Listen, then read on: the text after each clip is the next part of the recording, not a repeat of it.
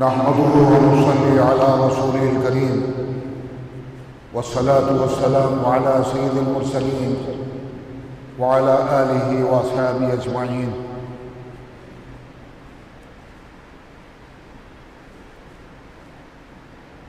عام طور سے میں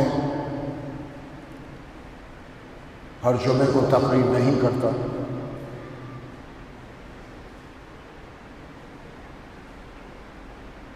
حالات کا تقاضا جب ہوتا ہے تو پھر بولتا ہوں۔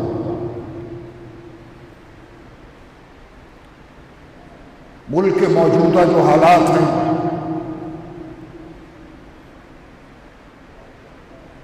ہریانہ میں میوات، گڑگاؤں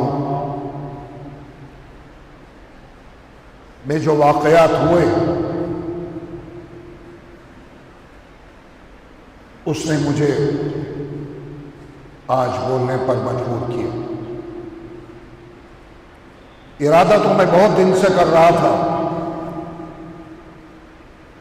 لیکن گرمی کی جو شدت ہے اس کا بھی مجھے خیال رکھنا پڑتا ہے، لیکن حالات کی شدت نے آج میں یہ طے کرنے پر مجبور ہوا کہ مجھے اب بولنا چاہیے۔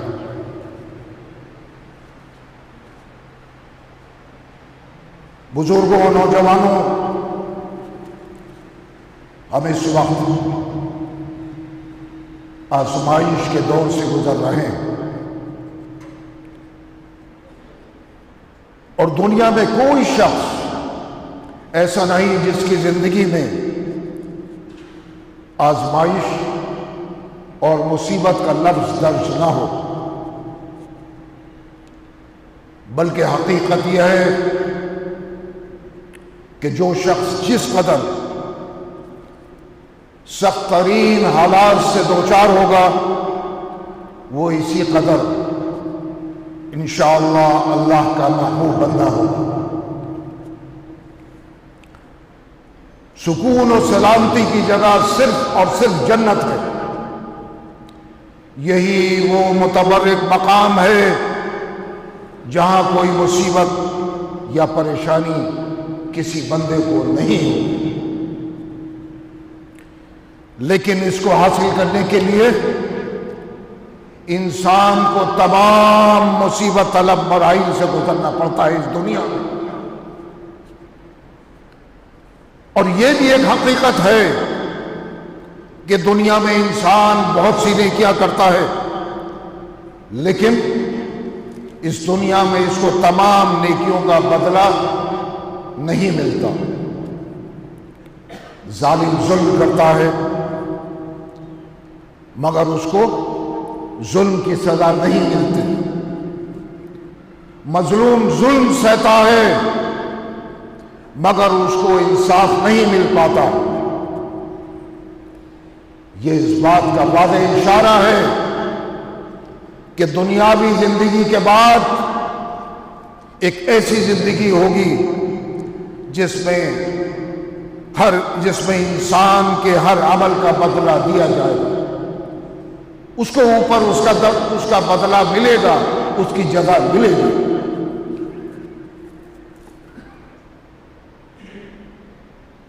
عزیز ساتھیوں،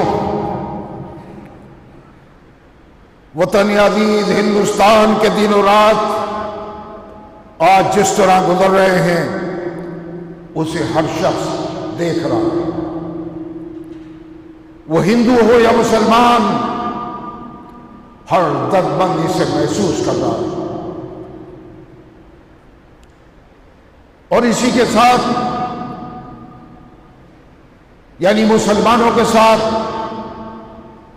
جو سیکولر اکثریتی فرقہ ہے وہ بھی فکر مند ہے اور محسوس کر رہا ہے۔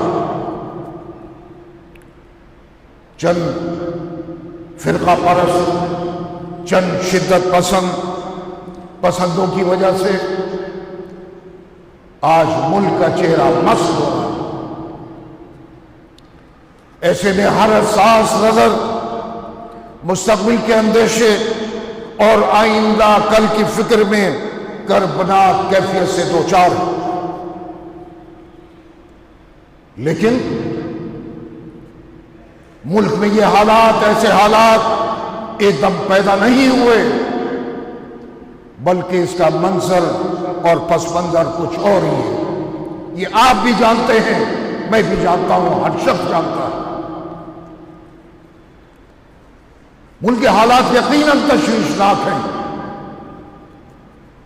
تاریخ کے مختلف ادوار سے گزرتے ہوئے آج ہم اس مقام پر آ پہنچے ہیں کہ جہاں پہنچنے کے بعد یہ سوال ذہن میں آتا ہے کہ ملک میں تشدد، نفرت میں جس طرح اضافہ ہو رہا ہے، کیا اس کے تناظر میں اسے مہذب سماج کہا جا سکتا ہے؟ ملک میں نفرت کی یہ آندھی امن و آشتی کی راہ میں سنگین مسائل کھڑے کر رہی ہے۔ ایک طرف دنیا کے کچھ ملک ہیں جو عالمی پورے دنیا میں جہاں بدامنی ہے، جہاں جنگ و جدال ہے، جہاں افراتفری ہے، قتل و غارت گری ہے، وہاں امن پیدا کرنے کے لیے کانفرنسز اور کوشش کر رہے ہیں۔ اور دوسری طرف دنیا کے کچھ ملکوں میں مذہبی منافرت اور جانحرا رویہ بھی جاری ہے۔ حالیہ دنوں میں آپ نے سنا ہوگا کہ ایک ملک میں قرآن کریم کو جلایا گیا اور وہاں کی حکومت نے اس کی اجازت دی، اور ایک دفعہ نہیں بلکہ 2 دفعہ اس طرح کے واقعات ہوئے، اور دنیا میں مسلمانوں نے احتجاج کیا، اور یہ منافرت، یہ نفرت، یہ مذہبی منافرت مسلسل ہندوستان ہی نہیں پوری دنیا میں اسلام اور مسلمانوں کے خلاف پھیلتی جا رہی ہے۔ اور صرف اس لیے یہ سزا اس لیے مل رہی ہے کہ ہم مسلمان ہیں۔ یہ مسلمان ہونے کی سزا ہم کو دنیا میں دی جا رہی ہے۔ لیکن یہ جارحانہ رویہ، یہ شدت پسندی اور یہ مذہبی منافرت کسی بھی ملک کی یکجہتی اور سالمیت کے لیے خطرناک ہے۔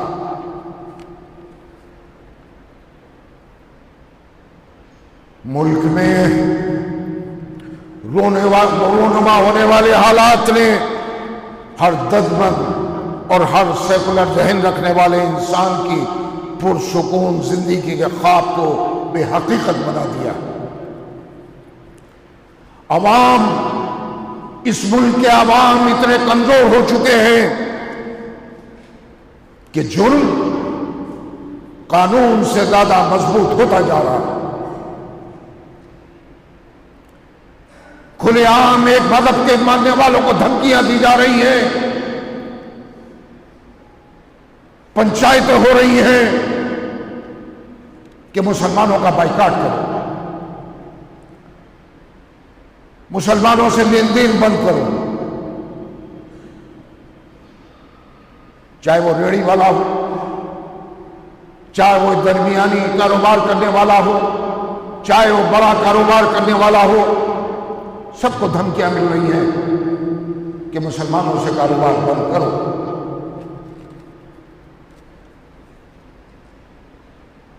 سوال یہ ہے، مجھے ان لوگوں سے جو پنچایتوں میں یہ فیصلہ کر کے اعلان کر رہے ہیں کھلے عام کہ کیا وہ 57 مسلم ممالک جہاں مسلمانوں کے ساتھ ساتھ غیر مسلم بھی رہتے ہیں، تجارت کر رہے ہیں، نوکریاں کر رہے ہیں، ان کو کسی ملک پہ پریشان کیا گیا؟ ان کے ساتھ کوئی امتیازی سلوک برتا گیا؟ ان کو کوئی دھمکیاں دی گئی؟ نہیں۔ ان 57 مسلم ممالک میں سے کسی ایک کی مثال کوئی نہیں دے سکتا کہ جہاں ہندوؤں کے ساتھ یا دیگر مذاہب کے ماننے والوں کے ساتھ زیادتی اور ناانصافی کی گئی۔ اپنی فیملی کے ساتھ وہ لوگ باہر رہ رہے ہیں، کاروبار کر رہے ہیں، ایک دوسرے سے مل رہے ہیں، جل رہے ہیں، کاروبار ہے، لین دین ہے، کھانا پینا ہے، تو پھر یہ نفرت ہی ہندوستان میں کیوں ہے؟ اور یہ نفرت کا غبار اور یہ نفرت ملک کو کدھر لے کر جائے گی؟ یہ سوال ہر سیکولر ہندوستانی عوام کے ذہن میں آج گردش کر رہا ہے۔ کیا اس لیے ملک کو آزاد کیا تھا ہمارے اسلاف نے، ہمارے بزرگوں نے؟ کیا آج یہ دن ہم کو دیکھنا پڑے گا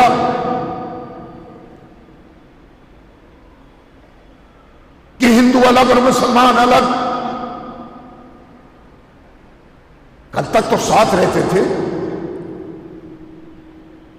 دوستی تھی، تعلق تھا، اور آج بھی ہے، لیکن کچھ چند فرقہ پرستوں، شر پسندوں نے اس ملک کی فضا کو مقدس کر کے رکھ دیا۔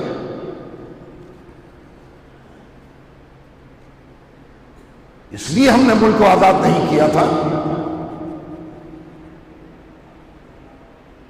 الیکشن تو آتے ہیں اور جاتے ہیں، کچھ لوگ کہتے ہیں یہ خبر گردش کرتی ہے اور کر رہی ہے کہ الیکشن کی وجہ سے ماحول بنایا جا رہا ہے کہ پولرائز ہو،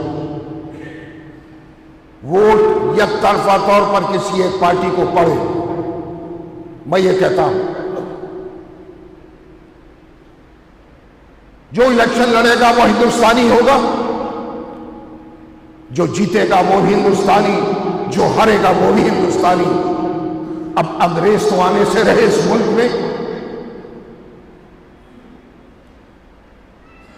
اور کوئی بھی جماعت ہو، وہ ساری زندگی تو حکومت نہیں کرے گی اس ملک پر۔ ایک نہ ایک دن تو حالات بدلتے ہیں، حکومتیں بدلتی ہیں، آتی ہیں اور جاتی ہیں، جیسے ماضی میں ہوا۔ لڑیے الیکشن، جیتیے بھی الیکشن، لیکن دلوں کو جیت کر۔ محترم وزیر اعظم، آپ من کی بات کرتے ہیں، لیکن مسلمانوں کی من کی بات بھی سنیے۔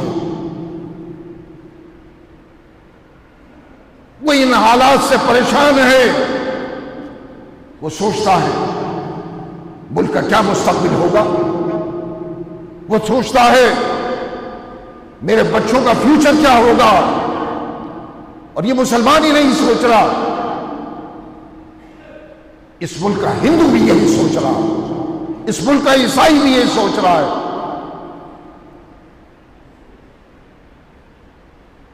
اور اس ملک کا سکھ بھی یہی سوچ رہا ہے۔ یہ یکجہتی ہی ملک کو مضبوط کر سکتی ہے، لیکن یہ نفرت ملک کو کہاں لے کر پہنچائے گی، اس کا اندازہ شاید آپ کو نہ ہو۔ ہم عوام میں رہتے ہیں، ہم بیچ میں رہتے ہیں، ہم کو معلوم ہے کہ کیا حالات ہیں۔ وزیر اعظم، حالات کو سمجھیے اور اس پر غور کیجیے۔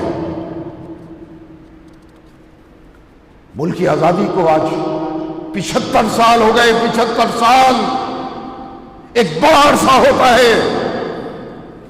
وہ تمام تحفظات جو مسلمانوں کو ملنا چاہیے تھے وہ نہیں ملے۔ سوشل جسٹس مسلمانوں کو اس ملک میں ملنا چاہیے تھا، وہ نہیں ملا۔ مسلمانوں کو اس 75 سال میں اس حال تک کس نے پہنچایا، اس پر بھی ہمیں اور آپ کو غور کرنا ہوگا۔ سچر کمیٹی کی رپورٹ تو آئینہ ہے، جہاں کچھ ہوا کمیشن بنا دیے گئے، لبران کمیشن بنا، گوپال کمیشن بنا، شری کرشنا کمیشن بنا، گجرال کمیشن بنا، اور نہ معلوم کتنے کمیشن اور کمیٹیاں بنائی گئیں، لیکن اگر نتیجے کی بات کریں تو سب صفر۔ سچر کمیٹی تو انہوں نے بنائی تھی جو کل اقتدار میں تھے، اور ان کی یہ رپورٹ ہے کہ مسلمانوں کو سال میں 50-35 سال میں اس حال میں پہنچا دیا گیا کہ جو دلتوں سے بھی بدتر حالت میں آج مسلمان۔ یہ میری آپ کی رپورٹ نہیں ہے، ماضی میں جو حکومت اقتدار میں رہی یہ اس کی رپورٹ ہے۔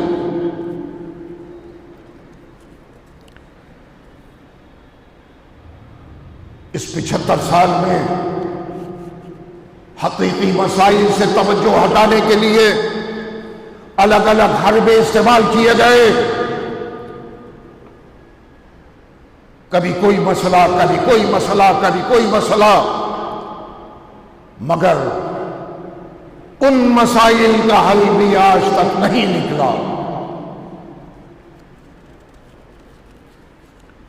میں زیادہ دور تک نہیں جانا چاہتا، بات طویل ہو جائے گی، لیکن حالیہ دردناک واقعات نے ملک کے مستقبل پر، اس مادر وطن پر سوالیہ نشان لگا دیا، چاہے وہ منی پور کا واقعہ ہو، ٹرین میں بے گناہوں کا قتل ہو، یا میوات ہریانہ میں ہونے والے واقعات ہوں، گڑگاؤں میں بے گناہ امام کا قتل ہو، بے گناہوں کے مکانات، دکانیں اور دیگر تجارتی ادارے بلڈوزر کے ذریعے تباہ کر دیے گئے۔ ان کربناک واقعات پر میں یہی کہوں گا، میں جنون کا ہم سفر ہوں، میں جنون کا ہم سفر ہوں، میرا کوئی گھر نہیں، میں جنون کا ہم سفر ہوں، میرا کوئی گھر نہیں۔ آج یہ حالات ہیں میوات کے مسلمانوں کے، بے گھر ہیں، جنونیوں کے نظر ہو گئے، بلڈوزر چلا دیا گیا، تباہ کر دیا گیا، آشیانوں کو ختم کر دیا گیا، کیا بچا ان کے پاس؟ ہندوستان کا کوئی قانون اگر یہ کہتا ہے کہ بغیر تحقیق کے لوگوں کے گھر اجاڑ دیے جائیں تو سمجھ میں آتا ہے، لیکن ہم ان واقعات کی حمایت نہیں کر رہے۔ جو ہوا افسوسناک ہے، کربناک ہے، تشویشناک ہے، لیکن یہ مجھے بتا دیں ارباب اقتدار کہ کیا یہ صحیح تھا کہ آنن فانن میں آشیانوں کو اجاڑ دیا گیا، سڑک پر ہیں؟ میں دیکھ رہا تھا سوشل میڈیا پر ایک ماں اپنے اس آشیانے کے ملبے میں چھوٹی موٹی چیزیں تلاش کر رہی ہیں کہ مل جائیں، کوئی چادر ہی مل جائے کہ میں اپنے بچوں کو اڑا کر رات کو اس آسمان کے نیچے سو سکوں۔ ایک نوجوان سے جب کسی نے سوال کیا جو سوشل میڈیا پر تھا کہ کیا ڈھونڈ رہا ہو، کہہ رہا تھا اپنا مستقبل تلاش کر رہا، اس ملبے میں میرا مستقبل دفن ہے۔ وہ ہندو ہو یا مسلمان ہو، کسی کے ساتھ بھی زیادتی ہو، ہم اس کی حمایت نہیں کر سکتے۔ کسی کے ساتھ بھی زیادتی ہو تو ہم اس کے حمایتی ہیں، اور اگر کوئی غلط ہے تو ہم اس کے خلاف ہیں، چاہے وہ کوئی ہو، چاہے وہ کسی بھی مذہب سے تعلق رکھتا ہو۔ اگر انسانی حقوق کی پامالی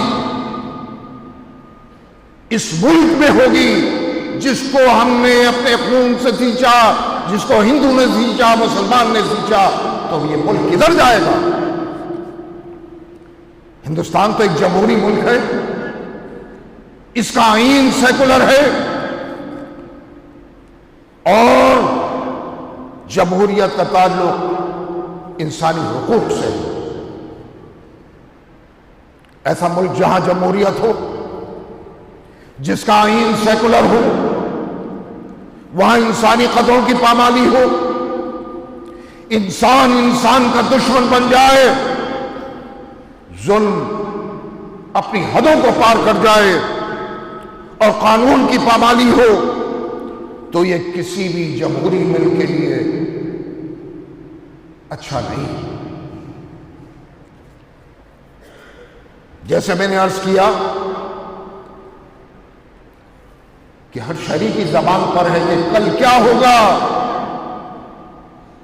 لیکن نہ آپ جانتے ہیں نہ میں جانتا ہوں کہ کل کیا ہوگا، اس کا مستقبل کیا ہوگا، ملک کا مستقبل کیا ہوگا، اس سے ہر شہری پریشان ہے۔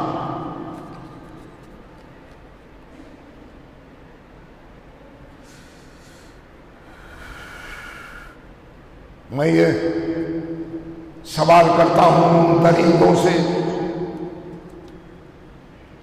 جنہوں نے یہ ننگا ناچ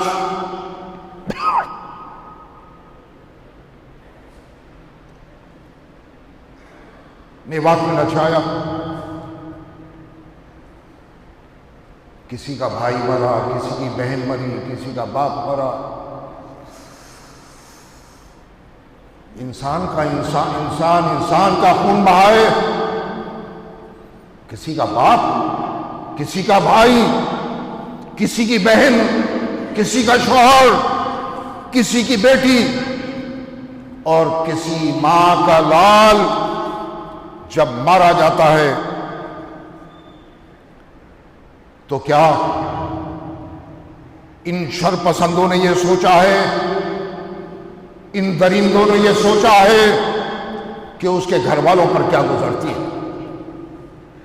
وہ درد، وہ تڑپ صرف اس کے گھر والے ہی محسوس کر سکتے ہیں، اس کی ماں محسوس کر سکتی ہے، اس کا باپ محسوس کر سکتا ہے، اس کی بہن محسوس کر سکتی ہے، اس کا بھائی محسوس کر سکتا ہے، کسی کی بیوی محسوس کر سکتی ہے۔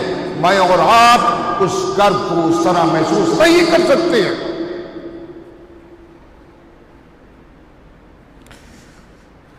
لیکن میں ان درندوں سے یہ سوال کروں کہ ہندو ماں کا بیٹا مارا جائے یا مسلمان ماں کا بیٹا مارا جائے، دونوں ایک ساتھ رو رہی ہیں، تڑپ رہی ہیں، بلک رہی ہیں، آنسو نکل رہے ہیں، کیا کوئی فرق اس ہندو ماں کی آنکھوں کے آنسوؤں میں اور مسلمان ماں کی آنکھوں کے آنسوؤں میں کوئی فرق ہوتا ہے؟ یہ سوال میں ان شر پسندوں سے کرنا چاہتا ہوں۔ ماں تو ماں ہے، وہ ہندو کی ماں ہو یا مسلمان بیٹے کی ماں ہو، لیکن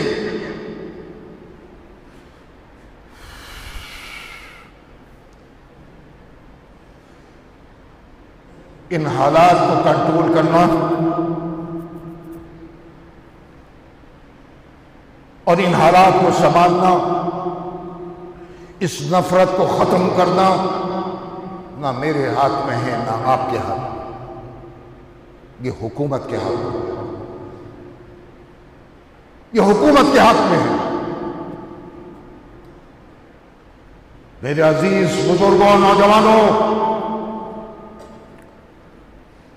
وہ ہندو ہو یا مسلمان، اب اس نفرت کے ماحول سے پریشان ہو چکے۔ اب کیا رہ گیا؟ بے گناہ انسان مارے گئے، املاک جلائی گئی، کاروبار تباہ ہو گئے، آشیانے تباہ کر دیے گئے۔ اب ان تمام حالات کا حل، جیسے میں نے آپ سے عرض کیا، کہ حکومت کے پاس۔ میں پھر وزیر اعظم سے کہوں گا، اس بات کو دوہرا رہا ہوں کہ آپ کی من کی بات کو سب سن رہے ہو، مسلمانوں کی من کی بات بھی سنا۔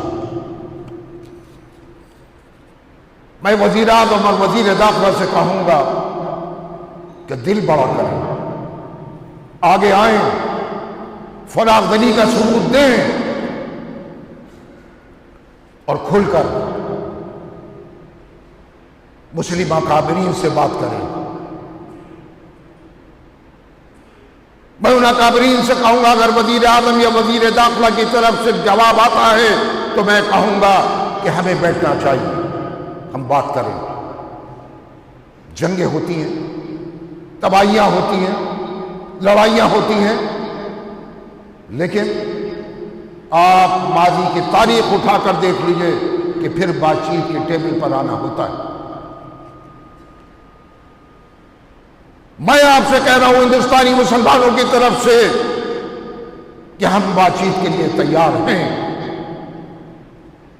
بیٹھیے، ہم سے بھی بات کیجئے اور ہندو لیڈر سے بھی بات کیجئے اور پھر ایک جوائنٹ میٹنگ کیجئے اور ان حالات کا حل تلاش کیجئے، تاکہ یہ ماحول جو نفرت کا غبار ہے، جو نفرت کی یہ آندھی ہے، اس سے ملک کو بچایا جا سکے۔ ہر ملک، کسی بھی ملک کو دیکھیے، وہ ترقی کی طرف جا رہے ہیں، ترقی کی بات کر رہے ہیں۔ ہم بات تو کرتے ہیں کہ ہمارا ملک ترقی کی طرف جا رہا ہے، لیکن حالات اس بات کا اشارہ دے رہے ہیں کہ نہیں، ہمیں اس ملک کو سنوارنے کے لیے، اس ملک کو بچانے کے لیے بہت کچھ کرنا ہوگا۔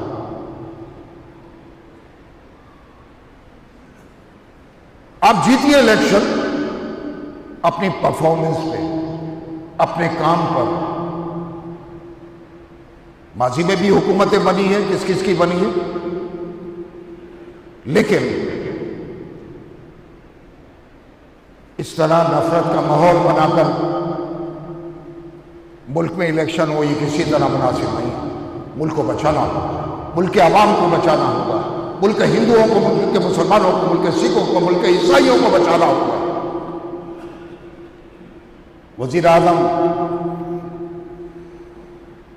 میں پھر کہوں گا کہ بات چیت کے ذریعے، باہمی بات چیت کے ذریعے